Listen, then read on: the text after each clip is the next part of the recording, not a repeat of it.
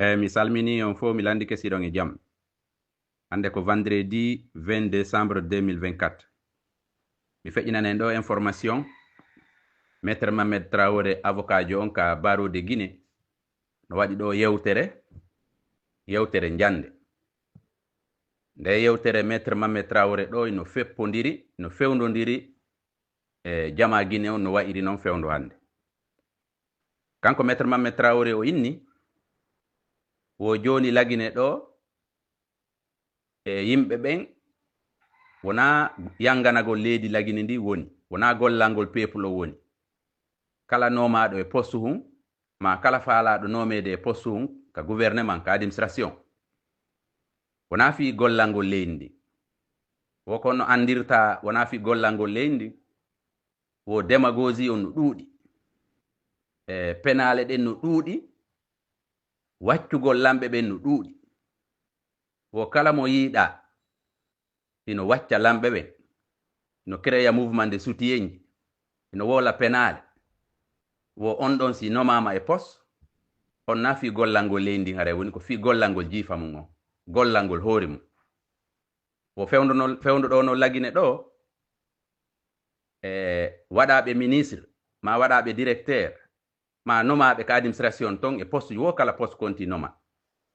Mo yiɗa wo ko waccugol lanɗon wola penale, ko ɗum ɗo woni golle yimɓe nomaɓe ɓe. Ko ɗum andirta wona gollangol leydi ɓe woni. Sa dari ko Maître Mamed Traoré woli ɗo kon a taway ko gonga. Sa dari wano Ousmane Gawal porte parole gouvernement CNRD on. Si o wonay ka gouvernement CNRD ton ko be o sabota IFDG, ko be o aybina IFDG, ko be o sabota président parti on Elhadji Sellou, ko be o sabota direction nationale parti on kanko Ousmane Gawal. Si woni ɗo lebbi tati lebbi nayi yehi hakka CNRD ton fuɗɗike mo faaɗirde, fuɗɗike mo sattirde ton. Ko andirta o sattirama ka gouvernement CNRD ko kanko Ousmane Gawal so yalti o fuɗɗike sabotude parti IFDG on, o sabota direction nationale on, o sabota hooreɓe parti on. Ko ɗum ɗon tu woni golle makko kanko Ousmane Gawal. Ko garanti makko on non ka CNRD ton.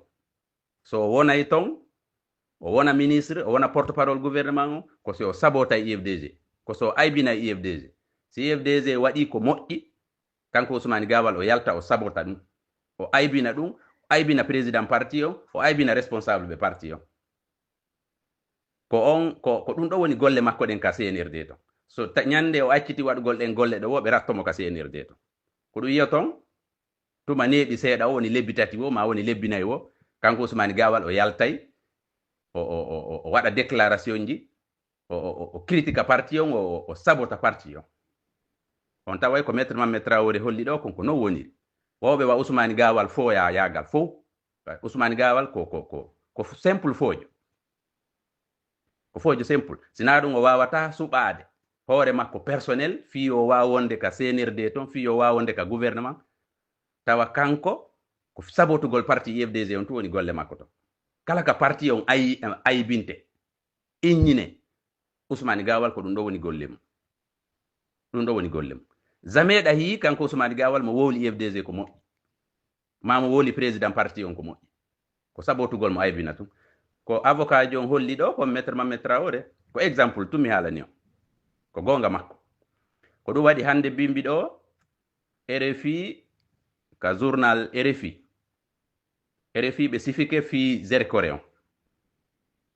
Kamɓe RFI ka journal ɓe inni Zérkore hande heɓi balɗe nogay, bi on bononda waɗi foore, bi on bononda waɗi ka stade Zérkore. Yimɓe buy woni ko maayi e nder mum, yimɓe buy woni ko barmi e nder mum. RFI noon filli bimbi ɗo ɓeyni fi kala heɓi balɗe nogay bi on bononda waɗi Zérkore. Ha joni ONG ji wondi ɗin Zérkore ton, ha joni ɓe wi'i no lutti yimɓe 50 ha joni ɓe yitaka. O yimɓe ko maayi ton fop e yimɓe ko barmi. De ñanden hari ɓe wi ko yehi 50 personnes, 50 disparu. Yimɓe 50 yitaka. Hande bimbi ɗo RFI sifike wi ha joni ha bimbi ɗo kamɓe RFI kaɓe sifoto ɗon ka radio no lutti yimɓe 50 ɓe yiitaka ha joni famiji maɓɓe ɗin ɗaɓɓiti ha ronki yiitali darama partout ka stade darama ɓe daari ka commissariat ji ɓe daari e kasoji ɗin fof ɓe daari e laptaneji ɗin fof ha joni ɓe 50 ɗo o 30 personnes ɗo yiitaka famiji maɓɓe ɗin no joɗori ni no jiɓi andude kon no gerdirta gouvernement CNRD wolno fi enquête kono ha joni fuu so yiyaka hande noon heɓi balɗe nogay ɗum ɗo fof ko waɗi ɗum ɗo ko ɓa gouvernement CNRD on organise ballon yimɓe waɗayɓe propagande yimɓe waɗayɓe démagogie organise ballon ka stade fi yo Mamadi Doumbouya yo wonu candidat fi yo Mamadi Doumbouya président CNRD yo firtu ahadi ko ƴettodi e adna Allah on ahadi ko ƴettodi e peuple guinéen ko yimɓe créeɓe mouvement de soutien sifa ko maître Mamed Traoré holli ɗo kon yimɓe créeɓe mouvement de soutien ji fi démagogie waɗa propagande wi waɗa awamu yaga ko ɗimɓen organise ɓe on ballon waɗi ha on jama ɗon fop lutti ka stade ton e ore on ballon ko ɓe organise ɗon hari ko fi général Mamadi Doumbouya président CNRD ɓe organise ani ballon on fi yo wonu population on jama Guinée on ko kañum wi yo Mamadi Doumbouya wonu candidat yo firtu ahadi ko ƴettodi adnan ko yehi ha Mamadi Doumbouya président CNRD wondi o ƴetti Qur'ana on o wondi o ƴetti Bible on o wondi o wi wondema kanko o wonata candidat membre de CNRD hay goto wonata candidat membre de gouvernement hay goto wonata candidat membre de CNT hay goto wonata candidat e yimɓe yiilayɓe mukkal yiilayɓe paɗe wonɓe ka CNRD ton sifa Ousmane Gawal e groupe mum on ɓen woni moye puusude wiya yo firtu organisa awamu yagal organisa mamaya inna yo firtu konngol makko ngol ko huɗi kon o wondiri alqur'ana yo firtu ɗum ɗon e sifaɓe Ousmane Gawal buy no heewi ton ko kamɓe woni mo puusude yo waɗu ɗum ko ɗum waɗi ko maître Mamed Traoré holli ɗo kon ko non woniri Guinée yimɓe buy ko woni golle mum ko waɗugo sifa o awamu yagal ɗo merci beaucoup